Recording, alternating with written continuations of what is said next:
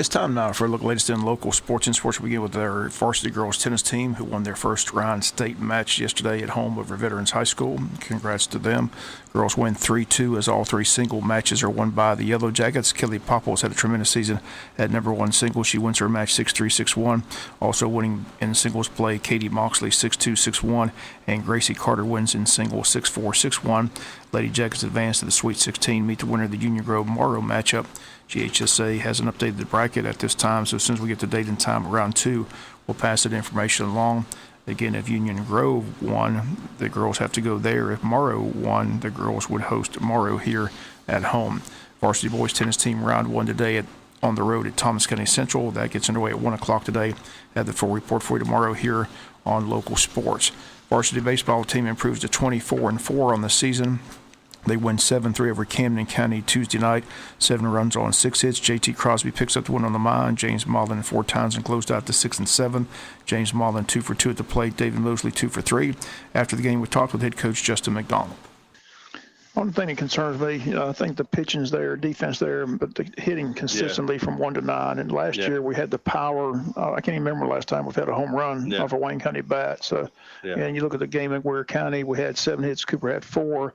We had all the walks last night against New Hampshire. Really don't get much competition there. But is there any concern at all about the lack of consistency 1 through 9 hitting wise, or do you think it'll all come together come playoff time? I think it'll come together. The one thing a lot of people don't understand, we haven't practiced. The days that we have off, it's been rain, too wet to do anything, so we spend our time in the cage, and this is every team we have come through here. They're all different. Some are cage groups, some are guys that can handle hitting on the field. This is a group that can handle hitting on the field, and they do well. They understand what they're trying to do through their rounds, and every swing is with a purpose, and we haven't been able to do that probably in a week and a half. So not saying that's got anything to do with it, but again, we like to be in a routine, and we've been kind of have our routine when you're playing Monday, Wednesday, Friday, and you get rain on those days. And like I said, we had planned to do that on Sunday, and then we got rain again on Sunday. So, like I said, I'm looking forward to tomorrow, so we can actually have a good quality practice on Wednesday and Thursday and get ready to go Friday. But we got plenty of time to get ready. We just got to find that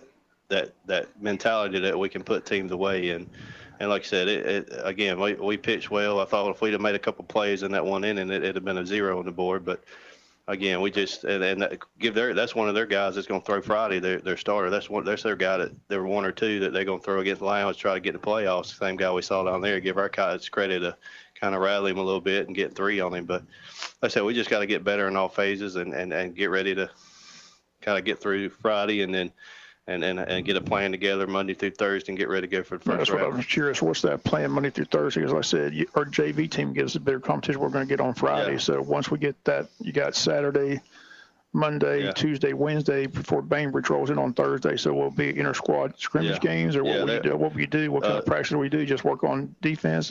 What all will take place in those key days before the playoffs? Tomorrow we'll have a couple of arms that'll throw in maybe like a 5-inning game, put our lineup out there, put a defense, and kind of rotate it around like it's a 5-inning game. And then when you get into next week, we're going to cover every single scenario, and we'll have scout reports. We're already starting to get stuff in on our first round opponent, not overlooking New Hampshire, but getting stuff in. I'll overlook New Hampshire for you. But we get scout reports together and get what they're good at and putting that together, and then find a way to put our kids in situations and Monday through Thursday to be successful. And again, those Columbus coach Justin McDonald. Jags close out the season Friday, doubleheader day with New Hampshire. It's going to be recreation night, 4:30 to 7:30 the game times. Then playoff action next weekend. Bainbridge, the opponent, 4th seed from Region 1 has been determined, so that's who we get in round 1. As soon as we get the time and the dates, again, there's confusion on whether it's going to be Thursday, Friday, or Friday, Saturday next week. But as soon as we lock that in, we'll have that information for you hopefully later this week. Again, we'll take a look at the bracket as soon as they get the full bracket done as well. But again, Wayne County starts their state playoff run a week from either tomorrow or Friday here at home. And Bainbridge is the round 1 opponent, again, the 4th seed from Region 1. Soccer action last night as the Wayne County soccer teams are winding down their regular season.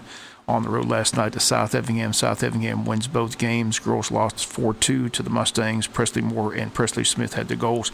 The boys lost 5-0. South Effingham won the region championship in soccer boys last night with the 5-0 win over Wayne County. Again, Thursday the teams are at Ware County. Then the state playoffs begin next week. Braves lost to Philadelphia last night 5-1. They're in action again tonight here on Big Dog Country, FM 105.5. Recreation action at the ballpark each night. Big crowds each night. 720 kids signed up playing rec softball and baseball.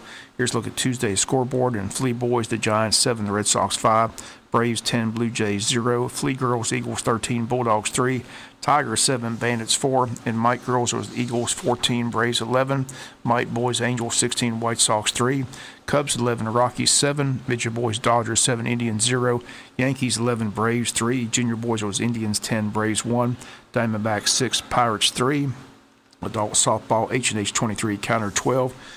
And again, the Balls Deep 19, Altamont Federal Credit Union 10, and Wombats beat H&H 19-13.